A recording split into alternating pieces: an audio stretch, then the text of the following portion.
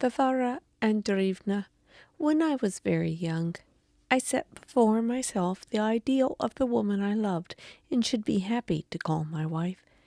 I have lived through a long life, and now, for the first time, I have met what I sought. In you. I love you and offer you my hand. Sergei Ivanovitch was saying this to himself while he was 10 paces from Varvara. Kneeling down, with her hands over the mushrooms to guard them from Grisha, she was calling little Masha. "Come here, little ones, there are so many," she was saying in her sweet voice. Seeing Sergei Ivanovitch approaching, she did not get up and did not change her position, but everything told him that she felt his presence and was glad of it. "Well, did you find some?" she asked from under the white kerchief, turning her handsome, gently smiling face to him. "Not one," said Sergei Ivanovitch.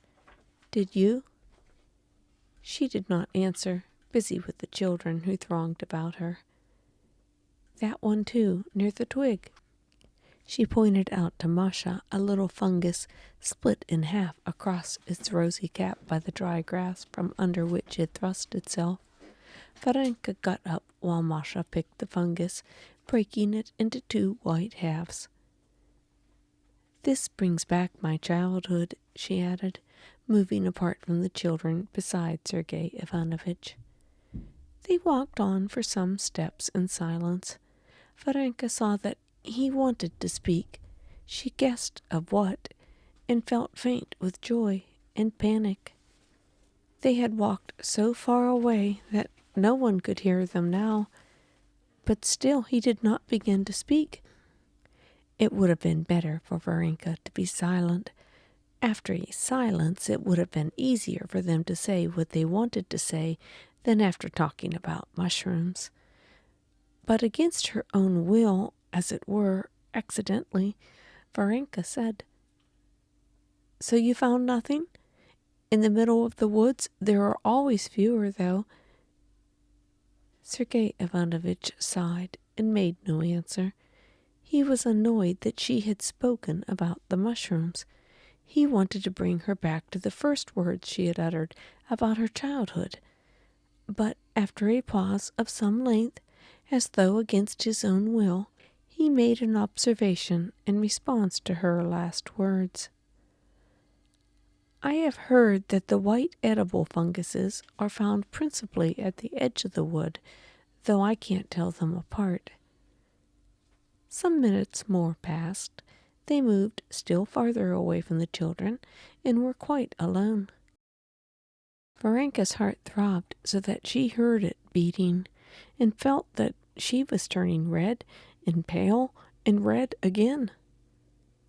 To be the wife of a man like Koznishev after her position with Madame Stahl was to her imagination the height of happiness. Besides, she was almost certain that she was in love with him. In this moment it would have to be decided. She dreaded both his speaking and his not speaking. Now or never, it must be said that Sergei Ivanovitch felt, too, everything in the expression. The flushed cheeks, the downcast eyes of Varenka betrayed a painful suspense.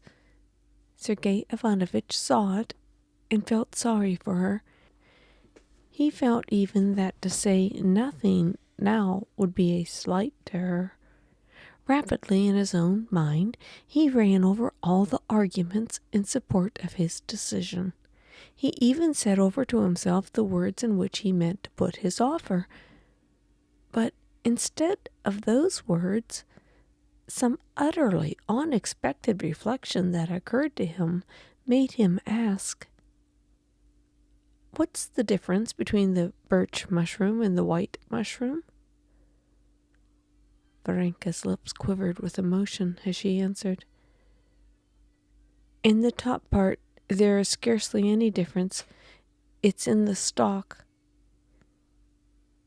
And As soon as these words were uttered, both he and she felt that it was over, that what was to have been said would not be said, and their emotion, which had been up to then continually growing more intense, began to subside.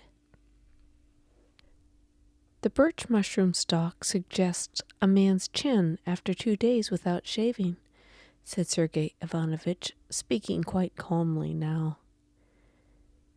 Yes, that's true, answered Varenka, smiling, and unconsciously the direction of their walk changed. They began to turn towards the children. Varenka felt both sore and ashamed. At the same time, she had a sense of relief. When he got home again and went over the whole subject, Sergei Ivanovitch thought his previous decision had been a mistaken one. He could not be false to the memory of Marie. Gently, children, gently, Levin shouted quite angrily to the children, standing before his wife to protect her when the crowd of children flew with shrieks of delight to meet them. Behind the children, Sergei Ivanovitch and Varenka walked out of the wood. Kitty had no need to ask Varenka. She saw from the calm and somewhat crestfallen face of both that her plans had not come off. Well? Her husband questioned her as they were going home again. It doesn't bite, said Kitty, her smile and manner of speaking recalling her father, a likeness Levin often noticed with pleasure. How doesn't bite? I'll show you, she said, taking her husband's hand, lifting it to her mouth, and just faintly brushing it with closed lips, like a kiss on a priest's hand. Which didn't it bite with? He said, laughing. Both. But it should have been like this. Now there are some peasants coming. Oh, they didn't see.